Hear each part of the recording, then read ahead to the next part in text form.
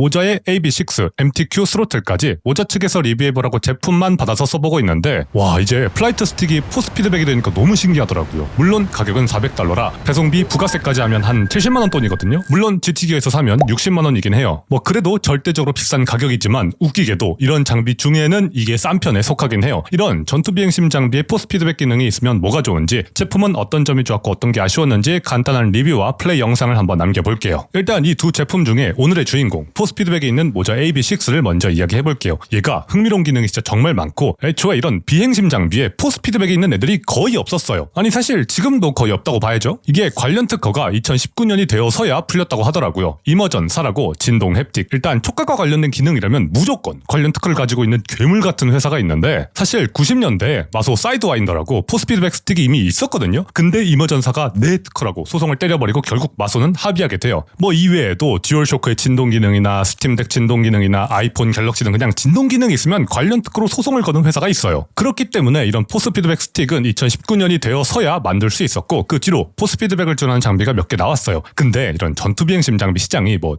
그렇게 큰 편은 아니잖아요. 그래서 가격이 800유로, 뭐 $1,400 이렇거든요. 시장이 크지 않으니까 살 사람이 없고, 그러니까 비싸게 팔 수밖에 없고, 그러니까 살 사람이 더 없고, 뭐 그런 거죠. 근데 모자 AB6는 스틱과 거치대까지 포함해서 $400. 갑자기 싸 보이죠? 그리고 주문이나 배송 접근성도 다른 제품에 비해 좋은 편이고요. 그래서 사실 완전 객관적인 리뷰가 어려운 게 포스 피드백에 있는 플라이트 스틱 하면 비교할 만한 제품이 사실 없다고 봐야 돼요. 다른 비행심 제조사도 포스 피드백 스틱을 출시할 예정이라고는 하는데 아직 소식은 딱히 없어 현재로선 그냥 얘가 기준이라 봐야 해요. 그리고 포스 피드백 장비가 이제 겨우 태동하고 있기 때문에 다양한 시뮬레이터에서도 포스 피드백을 네이티브로 지원하지 않아요. IR2 정도만 지원하는 걸로 알고 있고 플라이트 시뮬레이터니 DCS니 대부분 서드파티 플러그인, 스크립트 같은 걸 설치해서 게임 내 기체 정보, 뭐 속도, 고도, 반응각, 플랩 같은 텔레메트리를 받아와서 이런 포스 피드백 스틱 제조사의 소프트웨어가 그 정보를 조합해서 적절한 포스 피드백을 스틱으로 보내주는 방식이에요. 즉 게임 내에서 설정은 불가능하기 때문에 지금으로서는 이런 소프트웨어의 완성도, 편의성도 정말 중요한 요소예요. 아무튼 대충 현재 포스 피드백 스틱을 둘러싼 배경은 이 정도로 정리하고, 그래서 포스 피드백 좋냐? 하면 너무나 당연하게 좋을 수밖에 없죠. 레이싱 장비에서는 이제 포스 피드백 없는 장비를 상상하기 어려운 것처럼 현실을 모방하는 시뮬레이터 장르에서는 이런 일종의 피드백 장치가 몰입감은 당연하고 플레이 경험도 개선해줘요. 일단 뭐 당연하게 급격하게 기동할 때는 스틱의 저항감이 세져서 기체의 기동 한계를 손끝으로 바로 느낄 수 있고, 실속에 걸렸을 땐 스틱의 진동이 오며 경고해주는 기체가 있는데 그것도 실제로 느낄 수 있고,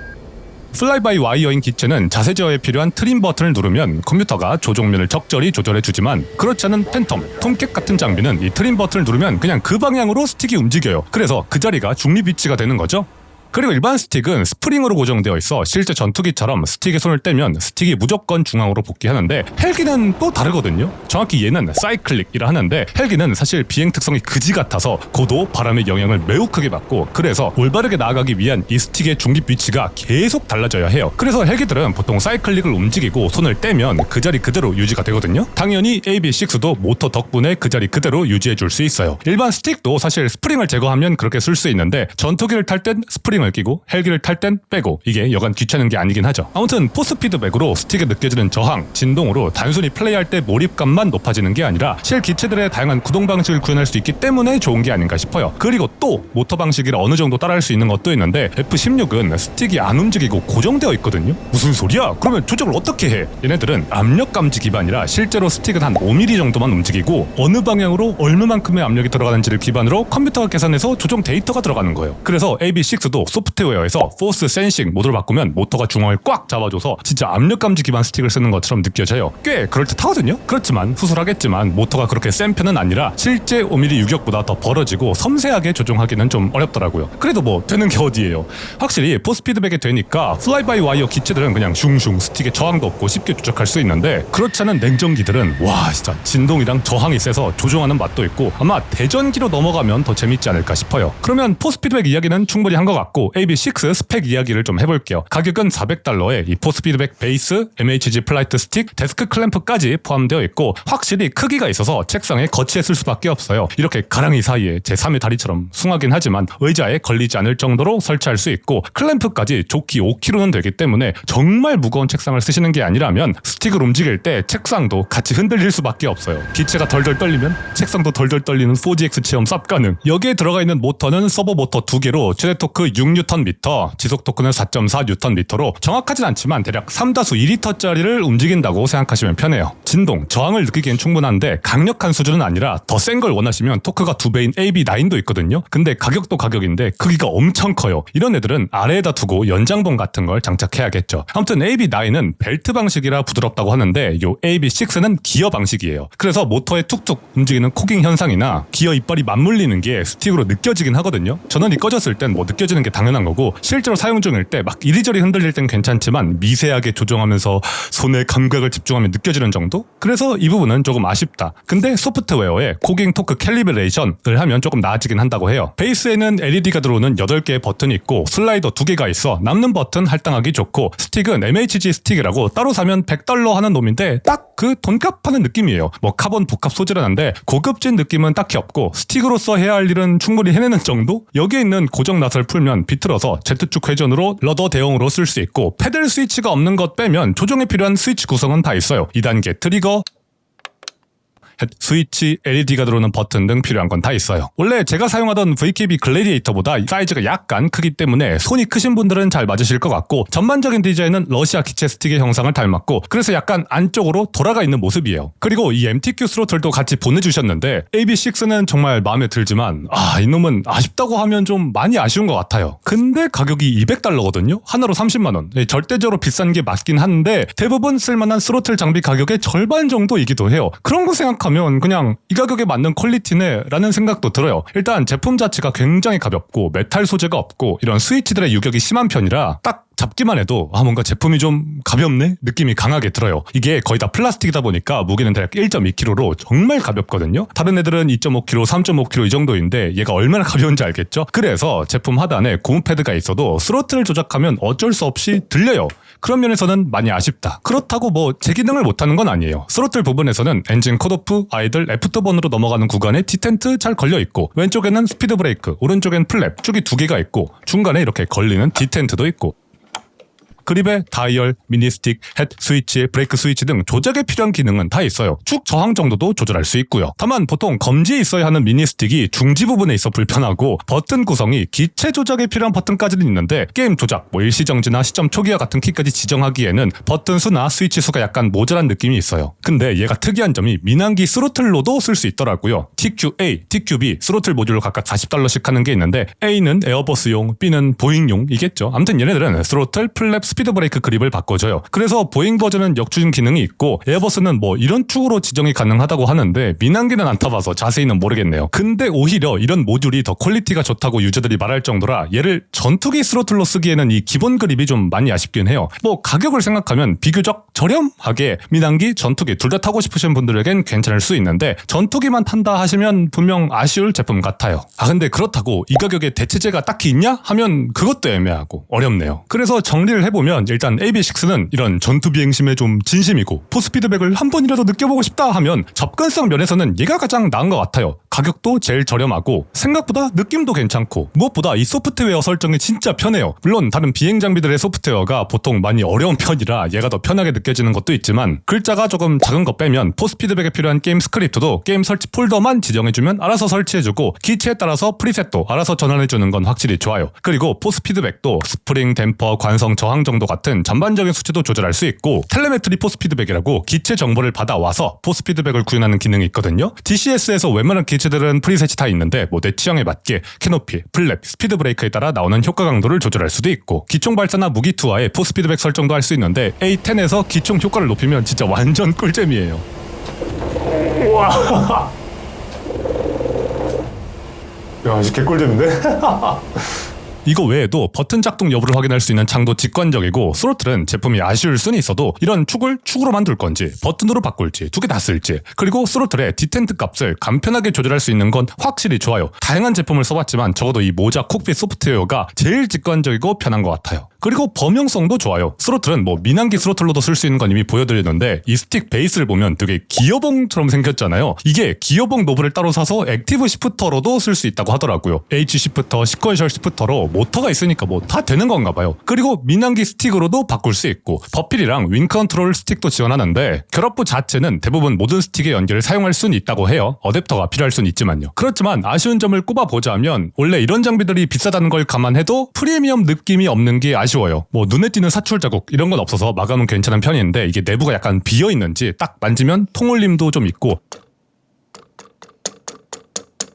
스위치들도 덜렁거리는 느낌이 들고요. 그리고 이거는 사용 환경에 따라 다를 것 같은데 베이스는 무조건 클램프로 거치해야 하거든요. 근데 스로틀은 거치대가 따로 없어 책상 위에 둬야 하는데 그러면 이렇게 왼손을 쭉 뻗어야 해서 사용하다 보니까 왼쪽 어깨가 너무 아프더라고요. 제대로 사용하려면 스로틀 스틱 둘 다 거치하거나 아니면 전용 거치대에 설치하는 게 좋아 보여요. 그리고 기어 방식 특성상 오래 사용하면 내구성 이슈가 생길 수 있기 때문에 그것도 유의해야 할 것 같고 데드존도 1% 단위로만 조절할 수 있어 세밀하게 조정하시는 분들은 약간 애매할 수 있다. 그리고 스틱도 Y축 가동 범위가 X축보다 조금 좁고 토크도 좀 약한 편이에요. AS는 이런 베이스는 2년, 스틱 스로틀은 1년인데 공식 수입업체 GT기어에서 구매하면 왕복 택배비가 무료지만 공식 홈페이지에서 구매했다면 보낼 때 배송비는 부담해야 돼요. 사실 GT기어에서 사는 게 배송비도 훨씬 싸고 부가세도 따로 안 내도 돼서 입고되는 것만 잘 기다릴 수 있으면 GT기어에서 사는 게 좋아 보여요. 공식 홈페이지에서는 배송비 부가세 하면 거의 75만원 돈 나올 것 같은데 GT기어에서는 60만원이면 사니까요. 아무튼 이런 전투비행심 장비에 포스피드백 장비가 나오기 시작하는 건 정말 두 팔 벌려 환영할 일이고 원래 항공 장비들은 비싼 거야. 가스라이팅을 워낙 많이 당해서 그런지 이 정도면 가격도 아니야 합당한 것 같고요. 이런 포스피드백은 DCS가 아니더라도 플라이트 시뮬레이터, 워썬더, IR2, 엘리트 데인저러스 등 어느 정도 게임도 지원하니까 이런 장르 게임할 때 재밌게 할 수 있을 것 같아요. 저는 한 2주 정도만 써본 거라 혹시라도 제품을 구매하고 싶으시면 다른 리뷰도 많이 찾아보시는 걸 추천드리고 저도 계속 써보면서 더 남길 이야기가 있으면 댓글로 남겨드릴게요. 그러면 이 장비로 간단하게 뛰어본 DCS 소티 영상입니다. 그래서 이번 소티는 그냥 간단하게 시드 미션과 공대공을 해보려고 해요. 근데 제가 이제 DCS를 안 한 지 1년이 지나서 이번에 그냥 간단하게 연습 겸 세라키 쿨키 공항에서 이륙해서 가까운 샘에 함을 던져보고 주변에 있는 공중 장비들 다 보는 식으로 한번 해볼게요. 그리고 확실히 이 AB6가 그냥 포스트 피드백이 있는 걸 떠나서 베이스가 커져서 이렇게 클램프로 센터 스틱 형식으로 두니까 확실히 조종하는 게 편해지기는 하더라고요. 책상 위에 두는 것보다. 물론 이 스로틀은 또 왼쪽에 있어서 약간 불편하긴 하지만 일단은 활주로 정렬해주고 여기에서는 ATC 같은 게 제대로 되어 있진 않아서 그냥 알아서 눈치껏 이륙하고 착륙하는 것 같더라고요. 일단 그러면 저는 일단 활주로 왼쪽에서 한번 이륙을 해볼게요. 아 근데 진짜 오랜만이라 다 까먹었어. 어떡하지? 일단은 왼쪽 정렬, 브레이크, 노즐 스티어링 꺼주고 일단은 플랩을 풀로 내려주고 쟤는 뭐하냐? 저기서 이렇게 해도 되는 거야? 스틱 잘 움직이고 그러면은 랩터 번호로 이렇게 해볼게요.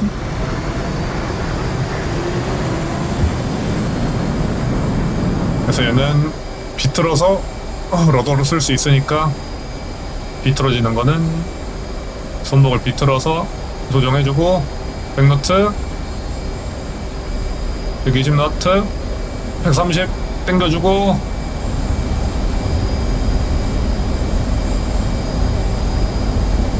무거워서 그런지 어우 씨 이게 속도가 붙어야 뜨네. 플랩 오토 기어 업. 이 포스피드백이 생각보다 이게 디테일한 게 기어 올라갈 때 그 기어 올라가는 진동도 다 느껴지더라고요. 일단은 기본적으로 시드 미션은 고도가 높으면 좋으니까 한 적어도 15,000피트 이상으로 상승해 줄게요. 돌면서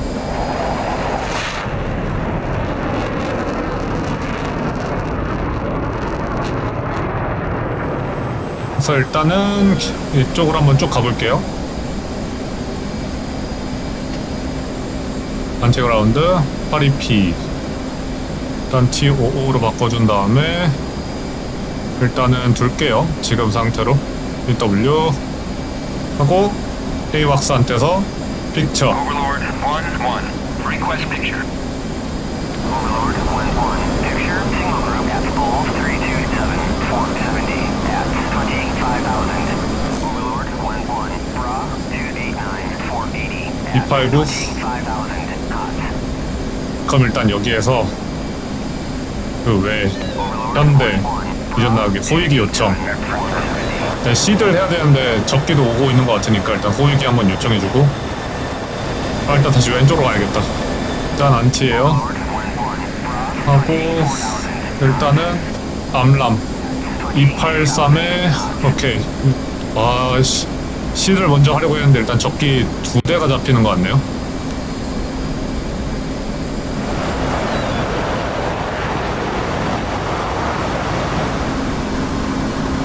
나 안 보이냐? 돌아버리겠네? 레이더에 안 보여.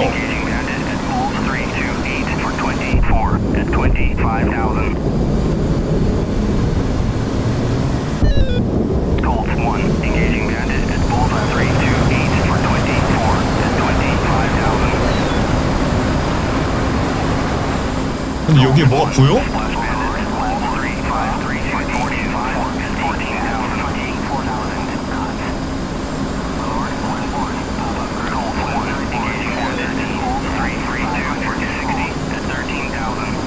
(191) 13 코드 500? 와 진짜 돌아버리겠네.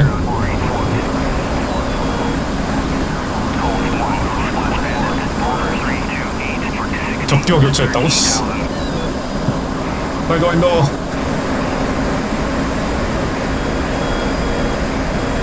어디 있는 거야? 183 거리 8 헬기 같은데?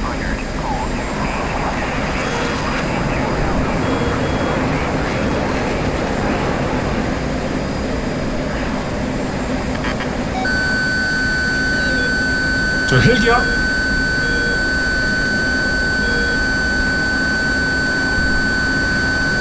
일단은 사이드 와인더가 물었고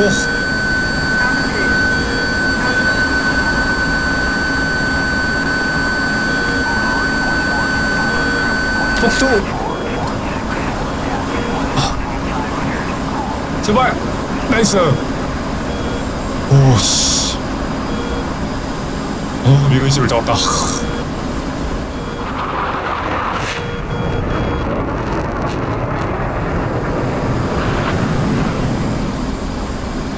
일단은 SA 페이지 보니까 저기에 토르가 있는 것 같긴 하거든요. 15라고 뜨는 거 보니까.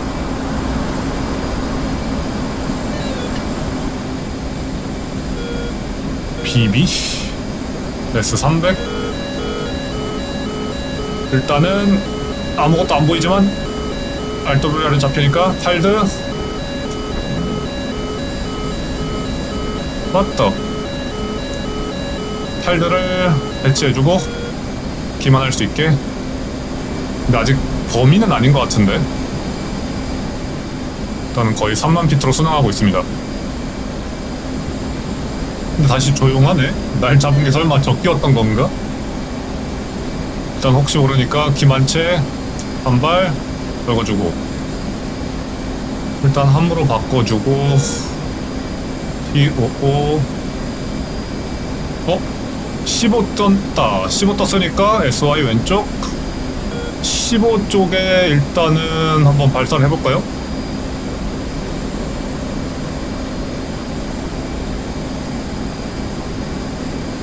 매그넘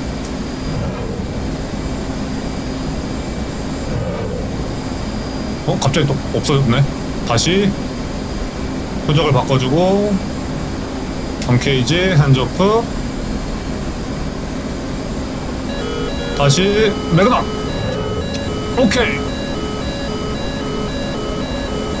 맞아. 제프 되게 가까워져야 작동을 하나 보네요. 생각보다 그냥 가까운데 그냥 바로 파이가 되네. 오케이. Center Sam has been destroyed.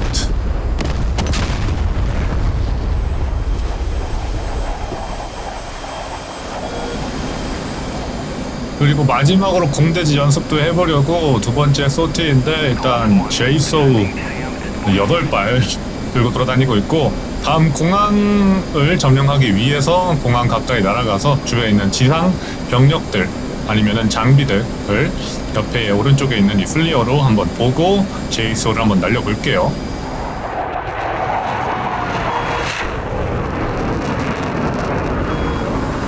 일단은 오토파일럿 고도 유지, 자세 유지. 그리고 뭐가 보이긴 하네요, 플리어에.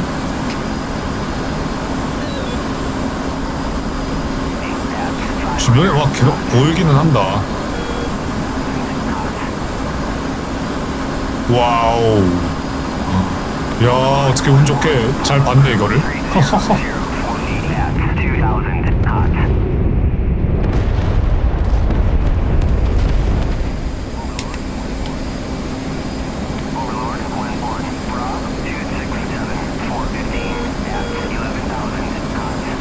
저거다 저거다.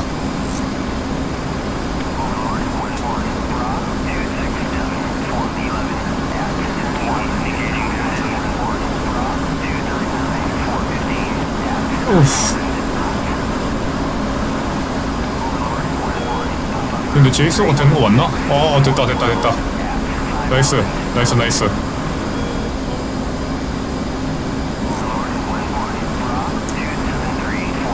오케이, 한번 얘가 파괴가 잘 되는지 한번 다시 봐봅시다. 내가 죽이진 않았지만 그래도 파괴가 되긴 했네요. 어찌되었던 다른 애들도 있었어서 공항 점령이 조금 쉬웠나봐요. 일단 7번으로 돌아가자. 집으로 갑시다.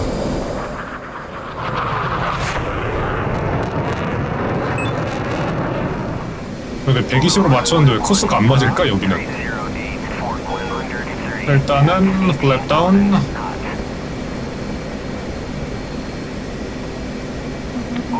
랜딩 기어 다운.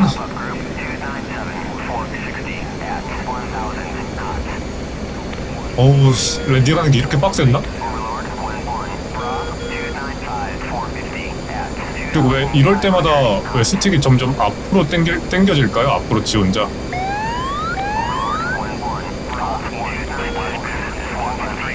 지금 앞으로 가 스틱이.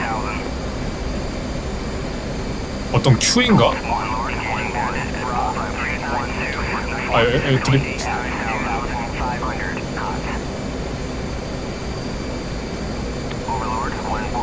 랜딩. 약간 왼쪽이다. 오케이, 터치다운. 스피드 브레이크 하고 브레이크. 이래서 일단은 두 번째 랜딩도 성공적으로 끝냈습니다. 그래도 오랜만에 하니까 재밌네. 앞으로 연습도 많이 해야 될 것 같고요.